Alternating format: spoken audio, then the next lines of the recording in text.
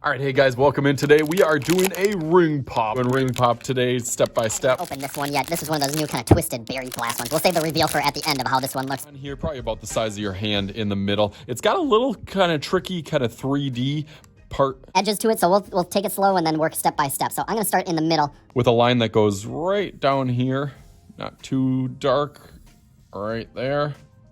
That's gonna be my start. And then I'm gonna have one side going off. Oh, look at that. I haven't done this in a while. I forgot to hit my play button as I was going through my step by step. So this is the line that we are going to do after that first plus sign. We're going to do a couple lines going out to a little bit of an angle on each side. It almost looks like a shield or a mask. But let's flip that over. So we had our line down the middle. So that's what you got right now. And then really, really lightly, I'm going to have one going over this way.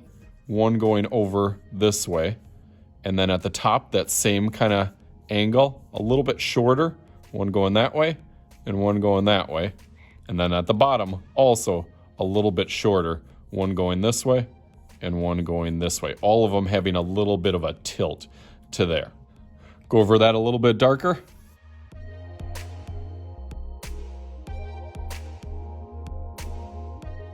I connect these outsides. So this one goes over here and then back in. This one goes out and then back in. Now we got that shield or that diamond front. Couple more edges to go. So this one I'm gonna angle up a little bit more. This one also a little bit more. Same thing as I continue down here, but these ones are pretty short. So this one goes, and now I can connect this. It's really thin on this side. Going up on this side. Same thing on the opposite side then.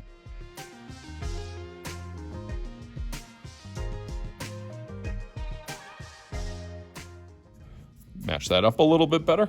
Nice, that looks good. Okay, so now I have kind of the front of the diamond. I just want to do a little back piece.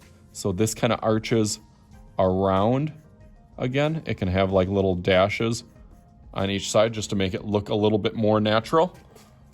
Okay, cool, I like that piece. Now for my outside, I guess the start of the ring, that little cover goes a curvy line out to here.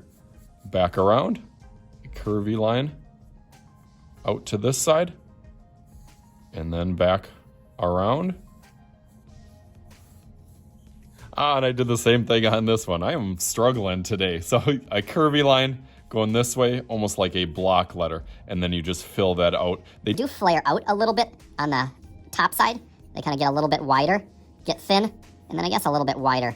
At this base, I kind of put a line down here before I start that. And that's actually what kind of goes around your finger. Okay, this looks nice. I'm gonna color this in. I'm thinking about what color that I'm going to color it in. But before that, I threw it with Sharpie. So let's go through that real quick.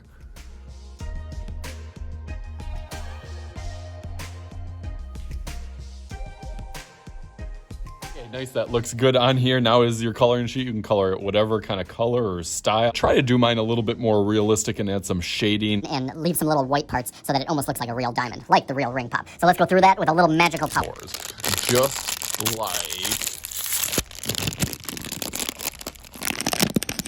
Bam! There it is. Get that little pop art inspired ring pop for you right here. I thought it turned out really good. I actually had some of the same little highlights and shapes that were actually on the ring pop. So hopefully you guys had some fun with this. Of course, I am Mr. Shooty. This is Mr. Shooty's art class. We'll talk to you guys later.